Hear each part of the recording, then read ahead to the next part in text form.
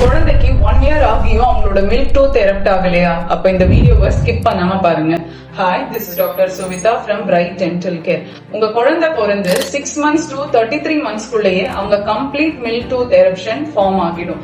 இது ஏன் டிலே ஆகுது? இது டிலே ஆகுறதுக்கான காசஸ் என்ன? இதை எப்படி மேனேஜ் பண்ணணும்ன்றத பத்தி இந்த வீடியோல பார்க்கலாம். எந்த டைம்ல உங்க குழந்தைக்கு கண்டிப்பா ஒரு டென்டிஸ்ட் விசிட் அவசியம்னு பாத்தீங்கன்னா, அவங்க ஃபர்ஸ்ட் 12 months to 13 months ஆகியும் இன்னும் அவங்களோட மில்க் டூத் எரப்ட் ஆகலைன்னா கம்பல்சரி நீங்க டென்டிஸ்ட் கிட்ட அவங்கள கூட்டிட்டு போக வேண்டியதா இருக்கும். இந்த டிலேட் எரப்ஷனை நம்ம 2 டைப்பா பிரிக்கலாம். ஒன்னு பாத்தீங்கன்னா லோக்கல் ஃபேக்டர், இன்னொன்னு சிஸ்டமிக் ஃபேக்டர்.